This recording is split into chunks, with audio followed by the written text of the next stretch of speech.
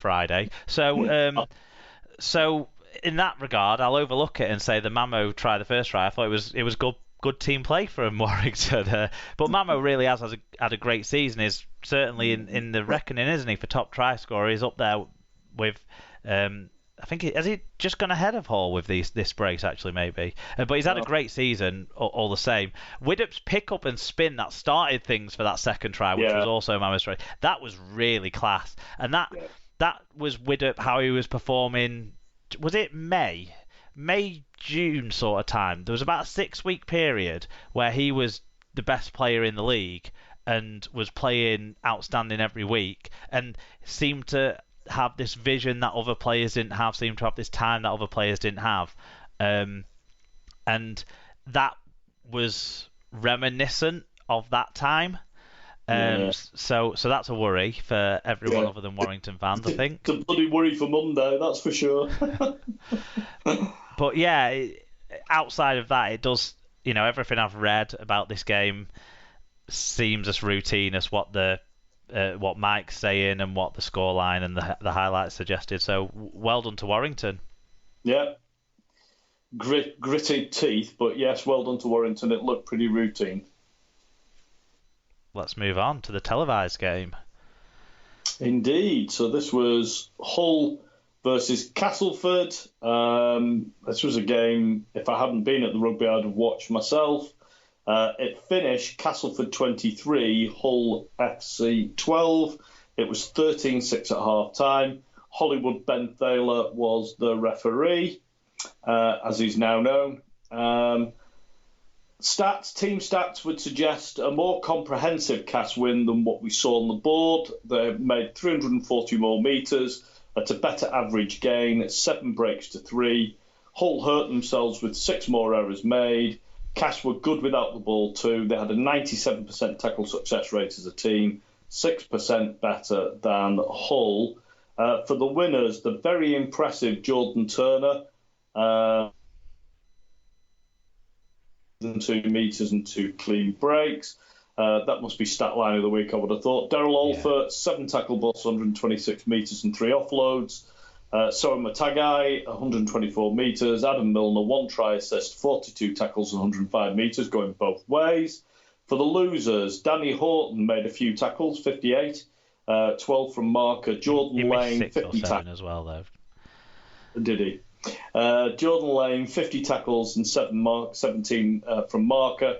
Andre Savelio, 47 tackles, 11 marker tackles, 102 metres. And Beretta Faraimo, 130 metres. Yeah, and we have some fans. Faraimo was pretty impressive against his future employers, actually. He seemed up for this game. Karsten said, Hollywood giving cards for ballet dancing and standing in the way. Cas wins and something about piss and the league. Scoots McKenzie says, well, that was disappointing, except we had a short turnaround after a big match, but that doesn't excuse our inability to actually hold on to the ball. We didn't utilise Satay and Sau during the match. Should have taken the 2 points on offer after Watts was binned. Think we have waxed the playoff, or I think she means waived the playoffs goodbye now. That might be a bit premature, that, Sarah. There's plenty of time left yet. And they've got Wigan left to play, haven't they? So that's a win. There you go. Tom Andrews said, Tigers roll into the Tigers' house and take the points from the greatest rugby league team to ever exist. Or that's what they have been known as for the last week. Shame Radders didn't take the opportunity to hold up a Pearson out bedsheet live on Sky. Did you see there was a lamb out bedsheet at Wigan that got confiscated, by the way? I didn't cover that. Yeah, it was embarrassing, dear. but oh dear. That's where things are at now, isn't it? Well, we've been there as a club as well. I remember standing behind protesting board decisions and things like that in the past, Mark. These things happen. DG Knight, cracking game and a nervous one as it was never comfortable. Why take 2 points with a 7-point lead? Milner stepped up well, could have been a disaster when Maka went off. Hope he heals quickly. None of the yellow cards were called for, in my view. In the top 6, Coif. Fatboy Rob. Damn it, how did this one land on me? He said, there has been a request from Dr. Bob, aka the man that cures cancer in kids, that Mark sings this review. I mean, it's been requested. No one really wants it, but apparently someone does. This isn't going to go well for anyone. So it goes, oh, what a night. Hull away on a Thursday night. You stink of fish and you're fucking shite. What a feeling, what a night. Nice. There you go. There was a tone-deaf rendition of Rob's.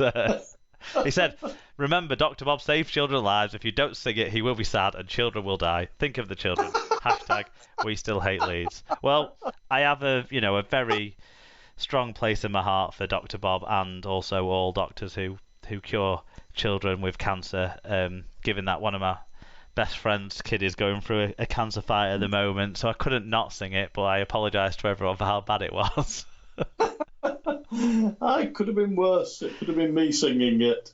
Fatboy Rob, bracket, actual review, close brackets.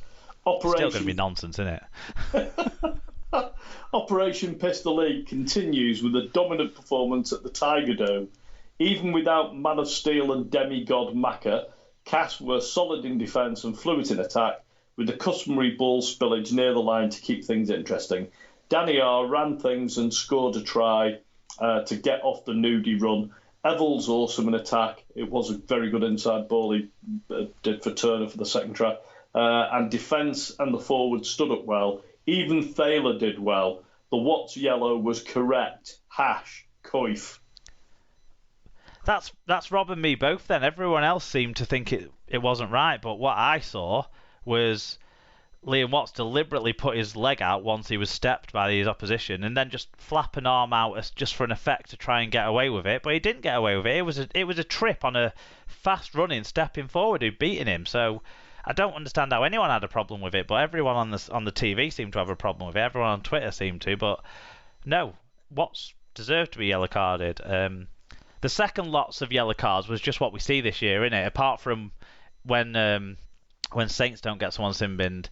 But when you get a melee, though, the two main instigators tend to get sin-binned, don't they, this year? It's certainly in the last month or two, it's what we've seen. And I think it was consistent with that because it was an unnecessary explosion of a fight from Scott Taylor going chasing someone down because he didn't like what they'd done.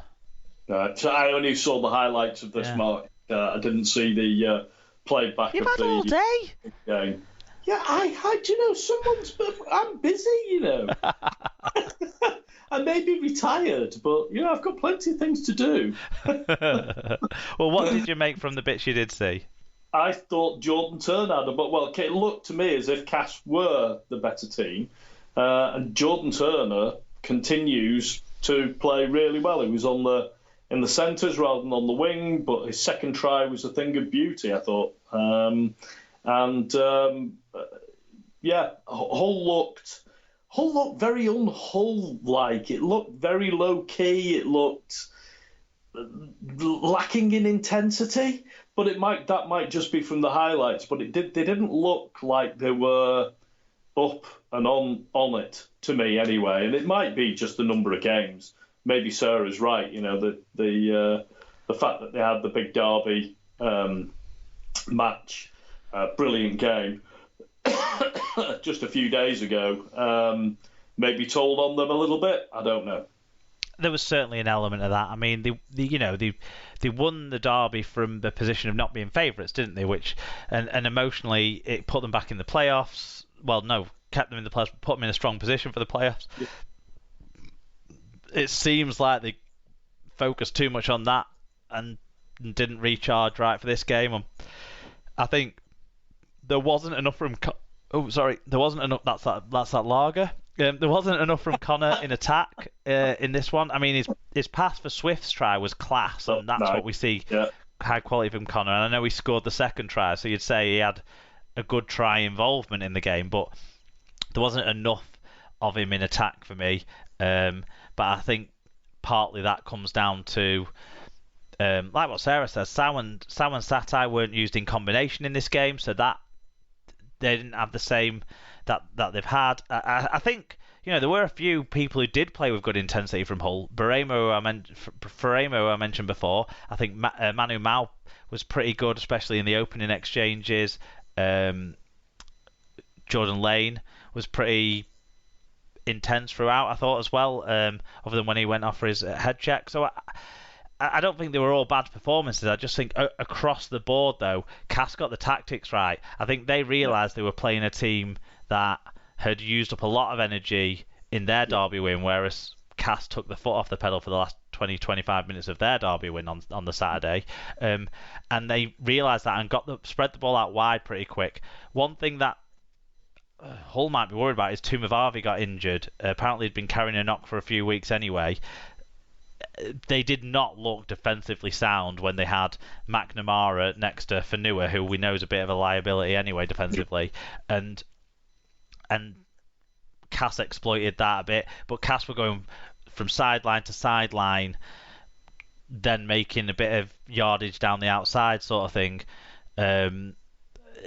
Hull didn't seem prepared for that for some reason. And yeah, Jordan Turney, you said, was really good, scored a really good try. I didn't know he had that much gas in him these days for that kick. It does question Connor's one-on-one tackling ability. He's no Zach Hardacre when it comes to cover tackles, is he? Even Niall Evolds, but no. Yeah, but still, that was it was the try of the night. It was the try of the round for me, and Jordan Turner's had some season. Well, yeah. But the player that maybe won't have shone from highlights, David, but certainly if you watch the whole match, he got player of the match, and it was Adam Milner. He came on in, I think, the 16th or 17th minute for Paul McShane, who's got a abdominal tear, which could rule him out for a few weeks. You never know. In this game it didn't matter because Milner really stepped up and played fantastically well. He really did. You can't underplay how good he was. He hasn't really played hooker very much for the last 4 years or so, but he was pretty dynamic when he had his opportunities to run. His pass selection was pretty decent. It wasn't McShane level, but it was pretty decent. Defensively, he was, of course, very strong, very much worked hard, got in the right places, that sort of stuff, which we expect from Adam Milner anyway defensively. Putting his body on the line, not always making the tackles, but certainly disrupting the attacks. He did that. And so, yeah, he was fantastic. It's great that he obviously had a huge influence on this game, and I read the reports after the game as well, and they were very complimentary of him. But losing McShane is a huge blow. I mean, reigning man of steel, and he's such an influence on the way in which Cass play. A torn abdominal muscle is not good. That's not a quick turnaround, I'm afraid. I don't think. So it could be something he can play through the pain with, maybe. But there's going to be more players more inclined to do that with the World Cup off, that they don't need to worry about being fit for, I suppose. Yeah. We'll see. We'll see. Game 5. Yeah, so this game was, we got updates throughout the Hull FC game of this game because both were pretty critical in the playoff chase. Hull KR versus Wakefield. Marcus Griffiths was the referee of what was expected to be a pretty routine situation for the high-flying Robins, but it was not to be. It was 12-10 to Wakefield at half-time, and they finished the job off 25-18 at full-time. In terms of the stats, Wakefield overcame twice as many errors, 14-7, and twice as many penalties conceded, 8-4, to come out on top. Although Rovers made more metres, Trin made them at almost a metre per carry better average gain and had 6 breaks to 4, also having a better team tackle success rate. Individually, Innis Senior, 1 try, 148 metres. Kalepi Tanganoa played like it was 2020 and had a try assist, 138 metres and 3 clean breaks. Joe Westerman, 119 metres, and David Fafita, 5 tackle busts, 116 metres, 3 successful offloads. For Hull KR, Ryan Hall got his 174 metres that he's used to.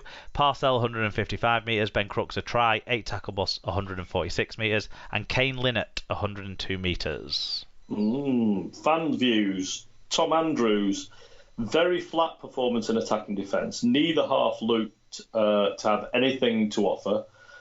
Tacker's 2 assists masked arguably his worst performance. and needs to be put back to centre ASAP. Hall, with plenty of work out of the backfield, contrasts with Marr with a pointless 12 minutes off the bench.